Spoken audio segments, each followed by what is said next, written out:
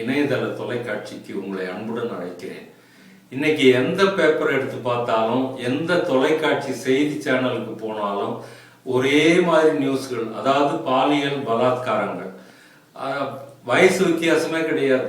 எல்லாமே பாலியல் பலாத்காரம், மொழி, நாடு, மாகாணம், இதெல்லாம் ஒண்ணுமே கிடையாது. நார்த் இந்தியாவில் எடுத்தாலும் அதே நியூஸ். அதுவும் என்ன, ஒரு பெண்ணை 10 பேர் கெடுத்தாங்க, இந்த மாதிரி நியூஸ். நம்ம ஊர் எடுத்தீங்கன்னா பெண்களே கூலிப்படையை வச்சு கணவனை கொலை பண்ற மாதிரி செய்திகள் ஏராளமா வருது. இது கால வக்கரம். எனக்கு பார்த்து பார்த்து அதிர்ச்சி ஆகி ஆவிகள்கிட்ட இது சம்பந்தமா கேட்டேன். ஏன் ஐயா, எங்ககிட்ட எங்களுடைய ஆவி உலக ஆராய்ச்சி மையத்தை நடத்திக்கிட்டு போற சித்தர்கள் ஆவிகள், அவங்க கிட்ட இதை கேட்கறேன் நான். என்ன ஆச்சு நாட்டுக்கு, ஏன் இந்த மாதிரி நடந்துக்கிறானுங்க எல்லாருமே, ஆண் பெண் பேதம் இல்லாம ஒரே மாதிரி மனம் வக்கரம் ஆயிடுச்சே, என்ன நடக்குது அப்படின்னு கேட்கும்போது அவங்க பதில் சொன்னாங்க. 3 காரணங்களை சொன்னாங்க. அதாவது ஒரு மனிதனுக்கு உணவின் அடிப்படையில தான் குணம் அமையும்னு பெரியவங்க கண்டுபிடிச்சிருந்தாங்க அந்த காலத்திலேயே. அதனாலதான் சைவ உணவு சாப்பிட்றவனுக்கு ஒரு மாதிரி குணமா இருக்கும், அசைவ உணவு சாப்பிட்றவங்களுக்கு ஒரு மாதிரி குணம் இருக்கும்னு எல்லாம் பாகுபாடு பண்ணி வச்சாங்க. இது சாப்பிடலாம், இது சாப்பிடக்கூடாதுன்னு ஆன்மீகவாதிகள் தங்களுடைய உணவுக்கே கட்டுப்பாடுகள் விதித்து கொண்டார்கள். இன்னும் இந்த ஜெயின்ஸ் இருக்காங்க பாருங்க, இன்னைக்கும் ரொம்ப ஸ்ட்ரிக்டா இருப்பாங்க. நவராத்திரி விரதம் எல்லாம் இருக்கும்போது வெங்காயம் பூண்டு கொஞ்சம் கூட சேர்க்க மாட்டாங்க, அந்த மாதிரி எல்லாம் இருக்காங்க. ஆக இந்த உணவு தான் மனிதனுடைய குணத்தை அமைக்குது. இப்போ என்ன ஆகுது, எங்க பார்த்தாலும் இந்த நம்ம சாம்பார், ரசம், மோர், பொரியல், கூட்டு பொரியல் இதெல்லாம் போயிடுச்சு. இப்ப இருக்கக்கூடிய இளைய சமுதாயம் இதெல்லாம் விரும்பல. எங்க பார்த்தாலும் அந்நிய கலாச்சாரம் வந்த மாதிரி அந்நிய உணவுகள் நிறைய வந்துருச்சு. எந்த ரெஸ்டாரண்ட்டுக்கு போனாலும் பேரே தெரியாத ஏதோ கண்டபடி பேர் இருக்கக்கூடிய உணவுகள் எல்லாம் வந்துருச்சு. வெளிநாட்டு உணவு மோகம் மக்களை பிடித்து ஆட்டுது. அதாவது உணவுக்கு செலவு பண்றதுக்கு அஞ்சறது இல்லை யாருமே, கிரெடிட் கார்டு இருக்கவே இருக்குது. இப்படி மாறுபட்ட உணவுகள் வரும்போது நம்முடைய கலாச்சாரம் மாறுற மாதிரி மனித மனமும் வக்கரம் ஆயிடுச்சு அப்படின்னு சொன்னாங்க. அடிப்படை காரணமே, யாரும் யாருக்கிட்டையும் ஒரு அன்போட இல்லை, எல்லாருமே முரட்டுத்தனமா இருக்காங்க, அசிங்கமா பேசுறாங்க. கோபம் வந்துட்டா ஏற்கனவே குடிகாரன் தான் பேசுவாங்க, நல்லவன் விலகி போவான். இப்ப நல்லவனுக்கே கோபம் வருது, கண்ணாபின்னான்னு பேசுறான். அந்த மாதிரி ஒரு நாடு கெட்டு போனதுக்கு அடிப்படை காரணம் உணவு தான். மேலை நாட்டு உணவுகளை விரும்பி சாப்பிட சாப்பிட எல்லாமே மாறுது. 2வது, கடவுள் பேர்ல ஒரு பயம் இருந்தது. ஆண்டவன் மேல சத்தியம் பண்ணுன்னா நான் பயப்படுவாங்க. அதுக்கு முன்னெல்லாம் ஒரு பழமொழி ஒன்று சொல்லுவாங்க, இந்த பணம் கொடுக்கல் வாங்கலுக்கு பத்திரம் பாண்டு எழுதி கொடுக்கறதெல்லாம் நல்லவனுக்கு தேவையில்லைன்னு சொல்லுவாங்க. எப்படின்னா வாய் வார்த்தையிலே நல்லவன் கொடுத்துருவான். ஆனா கெட்டவன் இருக்கானே, பாண்டு எழுதி கொடுத்தாலும் அவங்ககிட்ட இருந்து வசூல் பண்ண முடியாது. ஆக அது ஒரு தேவையில்லாத பேப்பர்னு அந்த காலத்துல சொல்லுவாங்க. அந்த மாதிரி இப்போ கடவுள் பேர்ல ஒரு பயம் போயிடுச்சு. கோயிலுக்கு போறாங்களே ஐயா, இந்த பதில சித்தர்கள் ஆவிகள் சொன்ன உடனே நான் எதிர்த்து கேள்வி கேட்கிறேன். இல்லையா, நீங்க சொல்றது ஒன்றும் புரியல.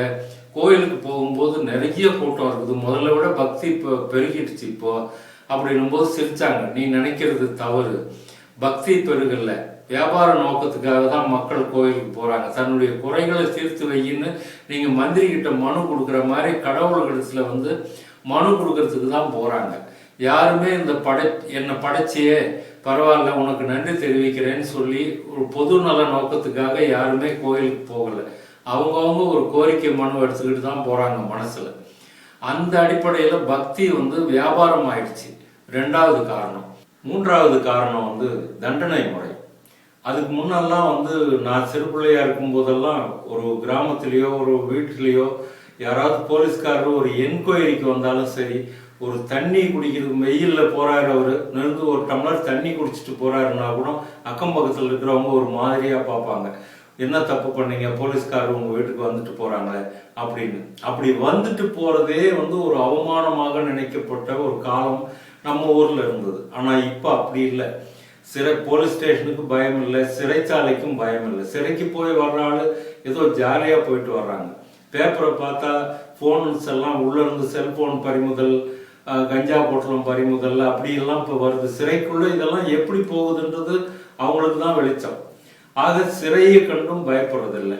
நல்லா கவனிங்க, இந்த 3 காரணம் தான் மனிதன் பயம் இல்லாம போனது, சமுதாய வக்கரங்கள் பெருகிறதுக்கு காரணம்னு சித்தர்கள் ஆவிகள் சொன்னாங்க. சித்தர்கள் ஆவிகள் இந்த 3 காரணங்களை சொன்ன உடனே எனக்குள்ள ஒரு சிந்தனை, ஆழ்ந்த சிந்தனை. இந்த இடத்துலதான் ஆவி உலக தொடர்பு சமுதாயத்துக்கு உதவி செய்யுது. எப்படின்னா, இறப்புக்கு பிறகு மனிதன் முடிஞ்சு போறான், அதோட வாழ்க்கை முடிஞ்சு போகுதுன்ற ஒரு அலட்சிய எண்ணம் சமுதாயத்துல வந்துடுச்சு. கடவுள் மேலேயே பயம் இல்லைன்னும் போது ஆவி நம்பிக்கையாவது பேயாவது அப்படின்ற ஒரு சமுதாய சிந்தனை, மாறுபட்ட சிந்தனை வருகிறது.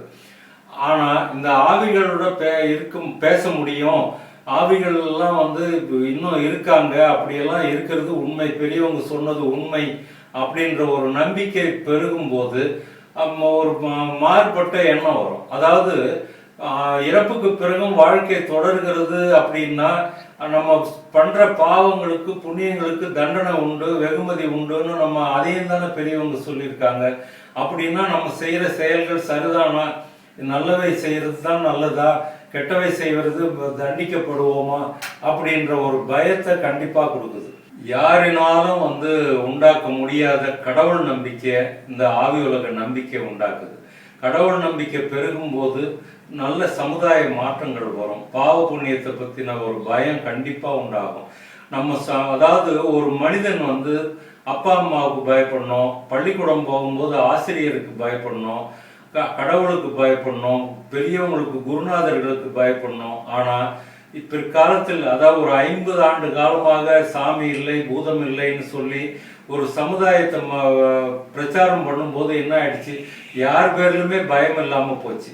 சாமியாவது பூதமாவது எதுவுமே இல்லடா, இந்த வாழ்க்கையில நல்லா இருக்கிறவர்களும் நல்லா அனுபவிப்போன்ற ஒரு எண்ணத்தை, தவறான ஒரு மனோபாவத்தை உண்டாக்கி விட்டது. அப்படி ஒரு சமுதாயம் உருவாகி விட்டது. அதனாலதான் எல்லாமே மாறி போச்சு. அத்தகைய செயல்கள் தவறு அப்படின்னு உணர வைக்கிறது இந்த ஆவி உலக தொடர்பும் ஆவி உலக நம்பிக்கையும். அதனாலதான் நான் தொடர்ந்து வலியுறுத்திக்கிட்டு வரேன். இதை ஆவி இருக்கிறது நம்புங்க, நமக்கு பிறகு வாழ்க்கை முடியல அப்படின்னு நம்புங்கன்னு தொடர்ந்து நான் சொல்லிக்கிட்டு வரேன். உதாரணமா இப்போ இந்த கடவுள் இல்லை சாமி இல்லைன்றவங்க எல்லாமே இந்த வாழ்க்கையோட முடிஞ்சு போச்சுன்னு சொல்றாங்க. ஆனா அந்த காலத்திய ஆன்மீகம் வாழ்க்கைக்கு பிறகு, அத விஞ்ஞானம்னு எடுத்துக்கோங்க, விஞ்ஞானம் இந்த உலகத்தை பத்தி மட்டும்தான் பேசுது. ஆனா ஆன்மீகம், நம்ம பெரியவங்க சொன்ன ஆன்மீகம் இறப்புக்கு அப்பால் உள்ளதை பத்தி பேசுது.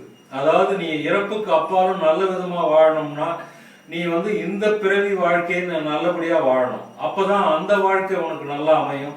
அந்த வாழ்க்கை ஆவி உலக வாழ்க்கை முடிச்சுட்டு நீ மறுபிறப்புக்கு செல்லும் போது அந்த வாழ்க்கை சம்பவங்களும் நல்லபடியா அமையும்னு முன்கூட்டியே சிந்தனை பண்ணணும்னு அந்த காலத்துல சொல்லி வச்சாங்க. அதனால கடவுள் மறுப்பாளர்கள் பேசுறது நிஜமா, நம்முடைய ஆன்மீகவாதிகள் சொல்றதெல்லாம் நிஜமா, எது மேன்மையானது என்பதை என்ற சிந்தனையை உங்களுக்கே விட்டுறேன். நீங்களே சிந்தனை பண்ணி பாருங்க. நம்ம அடுத்த நிகழ்ச்சிக்கு போலாம். என் கேள்விக்கென்ன பதில், என் கேள்விக்கென்ன பதில். நம்ம நிகழ்ச்சியில 2 பேர் 2 விதமா கேள்வி கேட்டிருக்காங்க. எப்படின்னா, ஆவிக்கு உருவம் உண்டா சார் அப்படின்னு ஒருத்தர் கேட்கிறாரு. பேய் பிசாசுகளை ஆவிகளை பார்த்துருக்கீங்களா நீங்க அப்படின்னு ஒருத்தர் கேட்டிருக்காரு. நான் ஒரு சம்பவத்தை நினைவு கூறுறேன். அதாவது இந்த ஆவி உலக தொடர்பு ஏற்பட ஆரம்பிச்ச பிறகு நானும் உங்களை மாதிரி எல்லாம் நினைச்சிருக்கேன். ஆவிகளுக்கு இந்த நிகழ்ச்சியில 2வது எபிசோட்லயே சொல்லியிருக்கேன், இறப்புக்கு பிறகு நம்மளுடைய ஆவி உடல் நம்ம வாழ்கின்ற இந்த உடம்பை போலவே இருக்கும் அப்படின்னு. ஆனா அது கலர் மாறுபடும். அதை பத்தி நான் அடுத்தடுத்த எபிசோட்ல சொல்றேன்.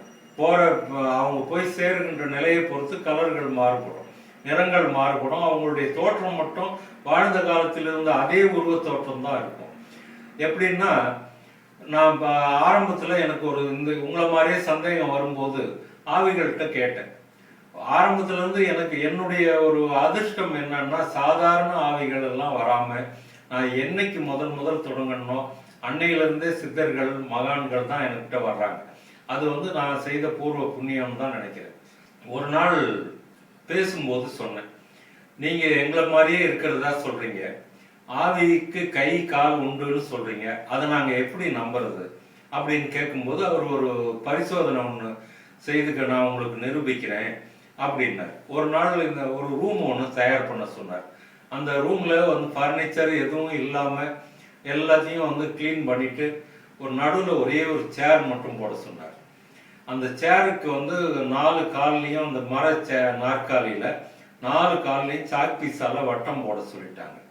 எப்படின்னா அந்த 4 கால் இருக்கிற அடையாளம் அது வட்டம் போட சொல்லிட்டு நாங்க 3 பேர் உட்காந்துருக்கோம். நானும் என்னுடைய நண்பர் ஒருத்தர், ஒரு ரிட்டையர்டு ஹெட் மாஸ்டர். அந்த நண்பர்ன்றவர் என்னுடைய கிளாஸ்மேட், அதனால அவர் என்னுடைய வயதுக்காரர். ரிட்டையர்டு ஹெட் மாஸ்டர் எங்களை விட பெரியவர். எல்லாம் சாட்சிக்காக உட்காந்து அந்த ரூமை மூடி எல்லாத்தையும் டார்க் பண்ணிடுங்க, லைட் ஆஃப் பண்ணிடுங்க, வெளி சத்தம் எதுவும் வராதபடிக்கு உட்காந்துக்கிட்டு நீங்க ப்ரேயர் பண்ணிக்கிட்டு உட்காந்துருங்க அப்படின்னாங்க. நாங்க அதே மாதிரி ஒருத்தர் கையை ஒருத்தர் இறுக்கமா பிடிச்சிக்கிட்டு உட்காந்துருக்கோம். 3 பேருமே அமைதியா இருக்குது. எப்போ நள்ளிரவு மணி 11:45 12 அந்த டைம் ப்ரேயர் பண்ணிக்கிட்டு இருக்கும்போது திடீர்னு அப்படியே எங்களுக்கு ஒரு அதிர்ச்சி. என்னன்னா அந்த சேர் நகருது. அந்த இருட்டில் அந்த சவுண்டு. நாங்க யாரும் நகர்த்துறதுக்கு வழி இல்லை. 3 பேர் தான் உட்காந்துருக்கோம். அந்த 3 பேருமே ஒருத்தரோட ஒருத்தர் கையை இணைச்சிக்கிட்டு உட்காந்துருக்கோம். எழுந்தா தெரியும். அந்த சேர் கொஞ்சம் ஒரு 2 நிமிஷம் கேப், உடனே நகருது. அதுக்கு அடுத்தது வந்து யாரோ நடக்கிற காலடி ஓசை எங்களுக்கு அருகில வந்து அப்படி இந்த சேர் வழியெல்லாம் போகுது. டக் டக் டக்குன்னு நடக்கிறாங்க. பாத குரல்கள் ஓசை அந்த மாதிரி கேட்குது. கொஞ்ச நேரம் சேர் நகருது. இப்படியே ஒரு 1/4 மணி நேரம். அந்த ஹெட் மாஸ்டர் எழுந்திருக்கிறதுக்கு பாக்குறாரு. என் பக்கத்துல இருந்ததுனால அவர் பயம் அவருக்கு. நான் விடல, அவரை அமைக்க உட்கார வச்சிருக்கேன். இல்லைன்னா விட்டா கதவை திறந்துக்கிட்டு ஓடிட்டு இருப்பாரு. அதுக்கப்புறம் எல்லாம் முடிஞ்ச அமைதியானதுக்கு அப்புறம் லைட் போட்டு பார்த்தா நாங்க அந்த சாக் பீஸ் வட்டம் போட்டிருந்த இடத்துல இருந்து ஒரு 1.5 அடி தூரம் அந்த சேர் நகர்ந்திருந்தது. நல்லா கவனிங்க, உள்புறம் தாளிடப்பட்டிருக்குது. எங்க 3 பேரை தவிர யாருமே கிடையாது. அதுக்கப்புறம் ஆவி உலக தொடர்புல அழைக்கும் போது சொன்னாங்க, எங்களுடைய கைகளால் அந்த சேரை இழுத்தோம், ஆனா அதற்கான எனர்ஜி எங்க உடம்பு புகை மாதிரி இருக்குது. அதற்கான எனர்ஜி உங்க 3 பேருக்கு இருந்து எடுத்துக்கிட்டோம். அந்த 1.5 அடி சேரை இழுக்கிறதுக்கு என்னுடைய கைகளை தான் நான் உபயோகிச்சேன். அதே மாதிரி கால்கள் இருக்குதுன்னு காட்டுறதுக்காக, உணர்த்துவதற்காக காலடி ஓசையை காட்டினேன் நான் அப்படின்னு சொன்னாங்க. இது வந்து இதை கொண்டுதான் நான் வந்து உணர்ந்தேன் இந்த மாதிரி எல்லாம் செய்ய முடியும் அப்படின்னு. இதே மாதிரி வேறு ஒரு சோதனைக்காக இருட்டறையில உட்கார்ந்து இருந்த போது நள்ளிரவுல தன்னுடைய உருவத்தை காட்டுறேன்னு சொல்லியிருந்தாங்க. அப்போ பிரகாசமான ஒரு உருவம் எனக்கு வந்து மனித உடல் மாதிரி தென்படலை. ஆனா ஏதோ ஒன்று, அந்த காரணம் என்னன்னா அந்த வெளிச்சத்துல என்னால வந்து பார்க்க முடியல. கை கால் இருக்கிறது ஒரு ஒரு வெளிச்சம் ஒன்று எங்களை சுற்றி அந்த ரூம்ல நடமாடுறது, சுற்றி வர்றது நான் நேருக்கு நேர் இந்த கண்ணால பார்த்தேன். ஆக இந்த நேயர்கள் கேட்ட கேள்விக்கு இதுதான் பதில். ஆவிகளை நான் பார்த்திருக்கிறேன். அது வந்து பேய்ன்றது வேற, ஆவின்றது வேற. அதனால நான் பார்த்ததெல்லாம் ஆவிகள். ஆனால் எனக்கு காட்டப்பட்டது, அது சோதனை அடிப்படையில காட்டப்பட்டது. வெளியில வந்து நீங்க பார்க்கும்போது அது தற்செயலா கண்ணுக்கு தெரியணும். அதாவது ஆவிகள் வந்து தன் உருவத்தை இவன் பார்க்கணும்னு அவங்க நினைக்கும் போது அந்த வைப்ரேஷனை குறைக்கும் போது, அதிர்வுகளை குறைக்கும் போது அந்த உருவம் நமக்கு புலப்படும். எல்லார் கண்ணுக்கும் எல்லாமே தெரியாது. சில பேரால் மட்டும் பார்க்க முடியும், சில பேருக்கு பார்க்க முடியாது. நம்ம அந்த புராண இதிகாசங்கள்ல படிச்சீங்கன்னா அசரீரி ஒலி கேட்டதுன்னு சொல்லுவாங்க. அதாவது நான் சரீரம் உடையவன், இந்த உடம்புக்கு பேர் சரீரம். சரீரம் உடையவன் நான் சரீரி. சரீரமே இல்லாதவன் சத்தியம் ஆசத்தியம்னு சொல்ற மாதிரி அசரீரி, சரீரம் இல்லாதவன் அப்படின்ற ஒரு அர்த்தத்துல சொல்லப்படுது. வெற்றிடத்திலிருந்து வரும் குரல்கள். அதை கூட எல்லாரும் கேட்க முடியாது. ஒரு சிலருக்கு தான் கேட்கும், ஒரு சிலருக்கு கேட்காது. அந்த அடிப்படையில தான் ஆவிகள் இருக்கிறதுனாலதான் இன்றளவும் வந்து விவாதபூர்வமா இருக்குது. என் கண்ணுக்கு தெரியலையே, உனக்கு மட்டும் எப்படா தெரியுது, எனக்கு கதை விடுறியா அப்படின்னு ஒரு நண்பர்களுக்குள்ள விவாதம் வரும். இதை பத்தி அடுத்த எபிசோட்ல விரிவா பேசலாம். இந்த வாரம் இதை சிந்தனை பண்ணிக்கிட்டு இருங்க. இந்த நிகழ்ச்சி உங்களுக்கு பிடிச்சிருந்தா லைக் பண்ணுங்க, ஷேர் பண்ணுங்க, ஆவி உலகம் வெப் டிவியை சப்ஸ்கிரைப் பண்ணுங்க.